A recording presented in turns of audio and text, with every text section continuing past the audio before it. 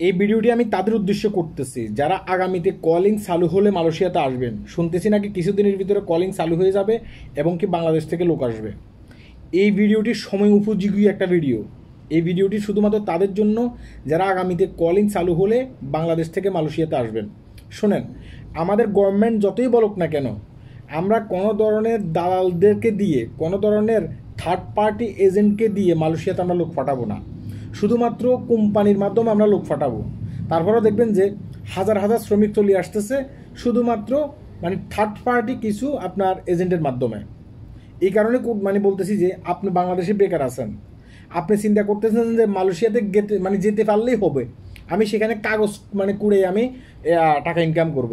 এটা ভুল ধারণা। হয়তোবা আপনি বাংলাদেশে আছেন, আপনার কাছে টাকা নাই, এই কারণে আপনার চিন্তাভাবনা এমন হয়ে গেছে। ভালো একটা কোম্পানি ধরে মালয়েশিয়াতে আসবেন। মালয়েশিয়াতে ভালো ভালো কোম্পানি আছে, আপনি 10 থেকে 12 বছর পর্যন্ত ওই কোম্পানিতে থাকতে পারবেন। কিন্তু এসব কোম্পানিগুলো কী করে জানেন? এসব কোম্পানিগুলো সরাসরি বাংলাদেশে গিয়ে ইন্টারভিউর মাধ্যমে লোক আনে। তাদের কোম্পানিতে তারা 10 বছর পর্যন্ত একটা ওয়ার্কারকে খাটাবে, সেই ওয়ার্কারের ইন্টারভিউ নেবে না, এটা তো হতে পারবে না, বুঝলেন না? এই কারণে ইন্টারভিউর মাধ্যমে লোক আনে। নয়তোবা যদি আপনি এজেন্টের মাধ্যমে আসেন, আর এজেন্টগুলো আপনাকে বলবে যে আপনাকে কোম্পানিতে নিয়ে যাচ্ছি, এজেন্টের মাধ্যমে আসেন, এজেন্ট প্রথমে আপনাকে কী করবে, 2-1 বছর ভিসা লাগাই দেবে। লাগাই দেওয়ার পরে কী করবে, অনেক ক্ষেত্রে আপনি ভিসা লাগাবে না। আপনাকে কী করতে হবে, আপনাকে এজেন্টের কাছে গিয়ে কাকতি মিনতি করতে হবে, আমার ভিসাটা লাগাই দেন, এটা করেন সেটা করেন। অনেক ক্ষেত্রে এজেন্ট ভিসা লাগাতে চায় না।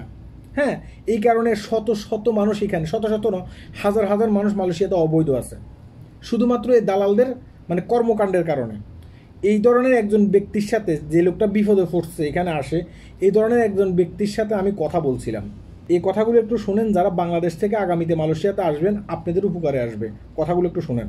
ভাই, আজকে 7 মাস হয়ে যাইতেছে এক বাঙালির আন্ডারে আমরা 30 জন থেকে বা 25 জন, কেউ 4000 রিঙ্গিত, কেউ 4500 রিঙ্গিত তাকে দিয়েছে। সে কিএলের ভিতরেই থাকে। এখন সে আমাদেরকে ভিসাও লাগাই দিচ্ছে না, সে আরো উল্টা ঠেট দিতেছে। আপনি জানেন না এখন মালয়েশিয়ার ভিসা বন্ধ, অবৈধ লোকদেরকে বৈধ করার সুযোগ দিচ্ছে না।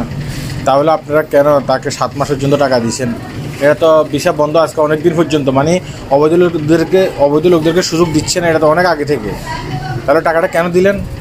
ভাই, আমি তো কলিংয়ে আইছি, আমার 2 নাম্বার ভিসাও হয়েছে, 3 নাম্বার ভিসা তাকে দিছি, সে ভিসা লাগাই দিবে, কিন্তু সে 3 নাম্বার ভিসা আমাকে লাগাই দিচ্ছে না। বুঝতে পারছি ভাই, এখানে ভাই বাটপার আছে, বুঝছেন? এখানে এই যে কিছু কিছু এজেন্ট আছে, তারা নিজেরা ভিসা লাগাইতে পারে না, তারা অন্য একজনের মারফতে ভিসাটা লাগায়, পরে দেখা যায় তারা লাগাইছে বিষয়টা। তাদের যে একটা সাইনবোর্ড থাকে না, এর একটা ভুয়া সাইনবোর্ড থাকে, এই যে আপনার টাকাটা মাই রেখে দিতে ভাই, কিছু করার নাই, বুঝতে পারছেন? কিছু করতে পারবেন না। হ্যাঁ, কি করবেন কোন? এখন দেখা গেছে কি আপনি এদিক সেদিক দৌড়াদৌড়ি করবেন, একজন মানুষকে ধরতে যাবেন, সেও আপনার কাছ থেকে টাকা খাবে। হ্যাঁ, এভাবে ভাই আপনি একা না ভাই, শত শত ভাই এরকম প্রবাসী বাইরে আছে, যাদের বুকে একবারে কম্পন ধরাই দিছে এসব দালালেরা। এই যে আপনি দেখাইছেন টুপি মাথাওয়ালা, হ্যাঁ, এই ধরনের ভাই অনেক টুপি মাথা দিয়ে ভাই এসব কাজগুলো করে, কিছু করার নেই, বাটপার। সেই ভাই, কদূর দোয়া রাখেন ভাই, আল্লাহ ভরসা ভাই। এটার জন্যই কি আমি কইছি বড় ভাই, আপনার ভিডিও দেখি আমি অনেক ভালো লাগে আপনার ভিডিও ভাই, আপনি অনেক সাপোর্ট দেন। এই টাকা উদ্ধারের জন্য কাউকে টাকা পয়সা দিয়েন না, বুঝছেন? দেখবেন যে সে নিজেও বাটপার, সে আপনি টাকা পয়সা দিবেন, ওটাও মেরে খাইব। যেটা গেছে গেছে, এখন দূরে থাকেন। যদি মালয়েশিয়ান গভর্নমেন্ট সুযোগ দেয় তখন ভিসা করতে পারবেন, আর কিছু করার নেই। বুঝতে পারছেন? লোকগুলো এখানে এসে অসহায় অবস্থায় আছে।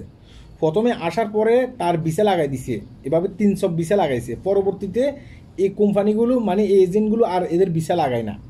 হ্যাঁ, এটা কি করে, আপনার যে মালয়েশিয়ান যে কোম্পানিগুলো আছে, সেসব কোম্পানিগুলো থেকে মালয়েশিয়ান যে এজেন্টগুলো আছে, সেসব এজেন্টগুলোর সাথে কাজ করে আমাদের বাংলাদেশি কিছু দালালেরা।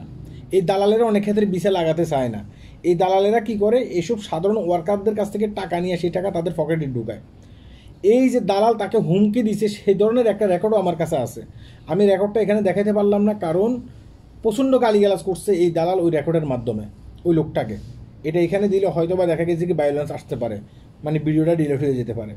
এই ধরনের কাজ কাম করছে ওই দালালটার মাথায় টুপি আছে, দাড়ি আছে, এই ধরনের ছবি আমার কাছে পাঠাইছে। হ্যাঁ, আমি ওই দালালকে দেখে চিনতে পারছি, বুঝতে পারছেন? এই দালাল এরকম অসংখ্য মানুষের সাথে বাটপারি করছে, অসংখ্য মানুষের সাথে বাটপারি করছে দাড়ি টুপি লাগাইয়া। শুধু দাড়ি টুপি লাগাইলে যে একজন ব্যক্তি হুজুর হইয়া যাবে, তাকে বিশ্বাস করতে হবে, বিষয়টা কিন্তু তা নয়। তাই আগামীতে মালয়েশিয়াতে আসলে কোনো একটা থার্ড পার্টি এজেন্টের মাধ্যমে আসার চেষ্টা করবেন না। আপনার আশপাশের কোনো ভদ্রলোক মালয়েশিয়াতে আছে কি না, তারা কত বছর পর্যন্ত মালয়েশিয়াতে চাকরি করতেছে, কোন কোম্পানিতে চাকরি করতেছে, কোম্পানি ঠিকমতো বেতন দিয়ে ফেলে কি না কোম্পানি ওয়ার্কারদেরকে, সব কিছু খোঁজ খবর লাগিয়ে মালয়েশিয়াতে আসবেন। নয়তো বা এই বাড়িটার মতো এখানে এসে বিপদে পড়বেন। এখন বাড়িটা সম্পূর্ণভাবে অবৈধ। আমি তাকে বলছি কোনো দালাল ফালালকে টাকা পয়সা দিয়েন না ওই টাকা উদ্ধার করার জন্য। ওই দালালও কিন্তু আপনার কাছ থেকে টাকা মারি খাইব। হ্যাঁ, যদি আগামীতে ভিসা লাগায় ভালো একটা এজেন্ট ধরে, ভালো এজেন্ট মালয়েশিয়াতে অবশ্যই আছে, তখন ভালো একটা এজেন্ট ধরে সেখানে ভিসা লাগাবেন, তাহলে হয়তো আপনি সুখে থাকতে পারবেন। সবাই ভালো থাকবেন। এটা একটা সতর্কমূলক ভিডিও ছিল, বিশেষ করে যারা বাংলাদেশ থেকে আসবেন তাদের উদ্দেশ্যে বলতেছি। সবাই ভালো থাকবেন, ভিডিওটি শেয়ার করবেন। আল্লাহ হাফেজ।